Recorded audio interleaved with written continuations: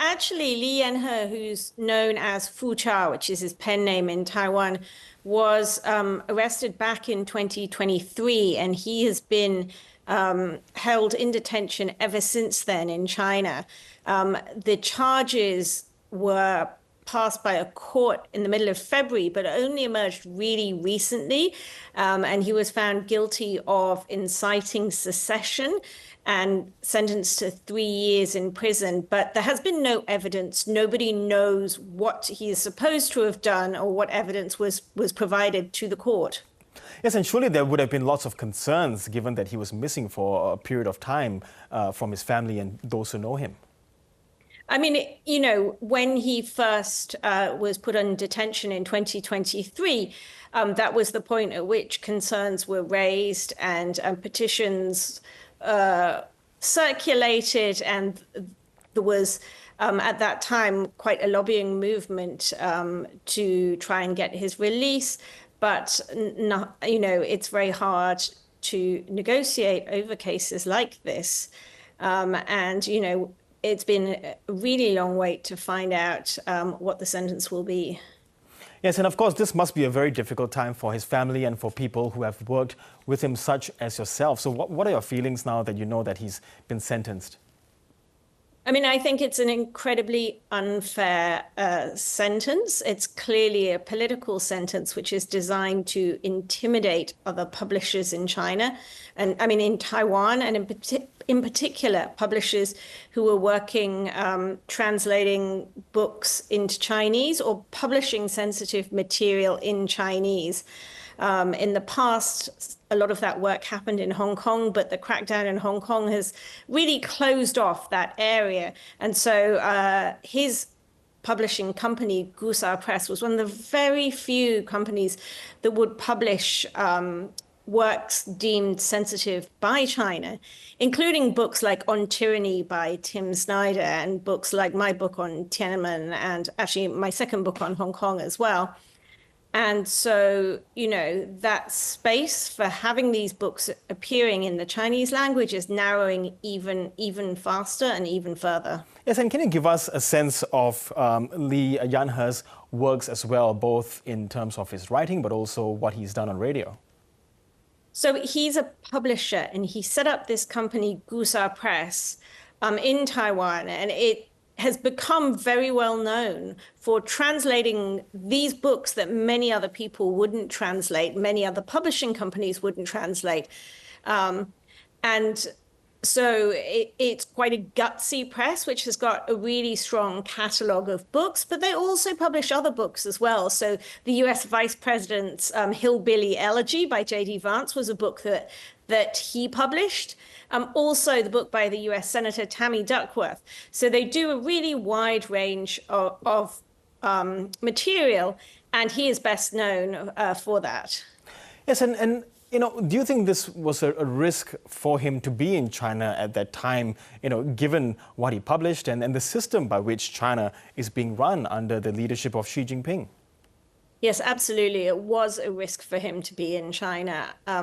It's believed that he went back because he needed to renounce his Chinese citizenship in order to get a Taiwanese passport. But unfortunately, it clearly was a risk, and now he's paying a very high price for that. But of course, we should forget that he has done nothing wrong. You know, he's publishing books, and it's really a sign of how terrified China is of ideas, and particularly Western ideas, sort of entering the Chinese speaking world and circulating around that Sinophone world.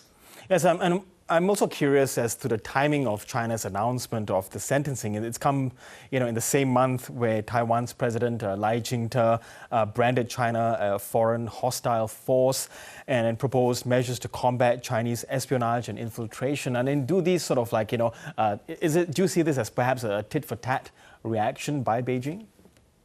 I mean, this is something that, you know, as I say, he was detained 2 years ago. So this has been in train for a long time. And I think it's part of a long campaign by China to close down those spaces of intellectual inquiry and discussion in the Chinese-speaking world. And, that first happened in Hong Kong, where there were many Chinese language publishers. And, back in several years ago, 5 Hong Kong publishers were suddenly rendered to China and appeared in China in detention. And one of them is still in detention in China. And that kind of chilling effect in the publishing world is now spreading to Taiwan. It's just a really strong message to Taiwanese publishers that there are ramifications for the work that they do in Chinese. Yes, and of course, do you think, what might be the long-term impacts of that on publishing in Taiwan? We've seen, figures like Jimmy Lai arrested, jailed in Hong Kong. Taiwan's a different story at the moment. So how does this news bode for the industry there? It's clearly very worrying. I mean, Li Yanhe was publishing books that nobody else would publish.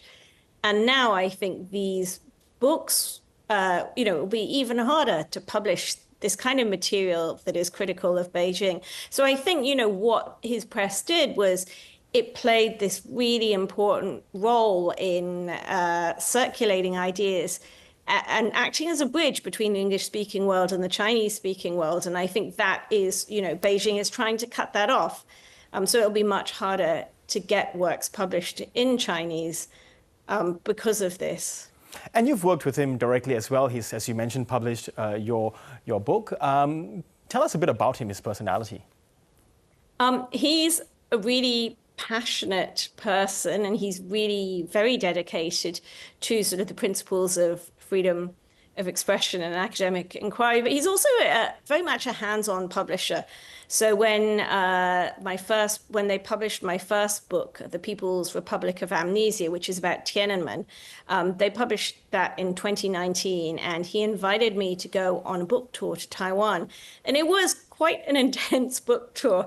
There were many events set up over many days, and he organized meals with Taiwanese legislators and, interviews at radio stations. But he was very hands-on. He came, he gave talks, he'd read the book, he engaged with the ideas, and, he was constantly sort of, present and questioning and there. And, not all publishers do that. So he was very dedicated to the cause of publishing. Yes, and as you say, the impacts on the publishing there will be quite drastic. And this is coming at a time where the Trump administration in the US will soon be effectively shutting down Radio Free Asia. How big an impact will that have in our region?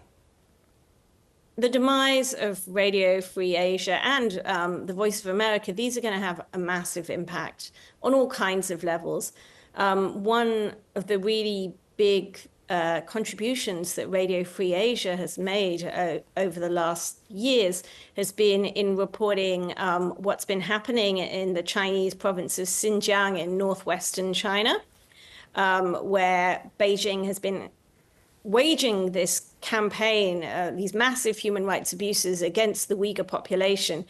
And Radio Free Asia is the only organization that has a Uyghur language service.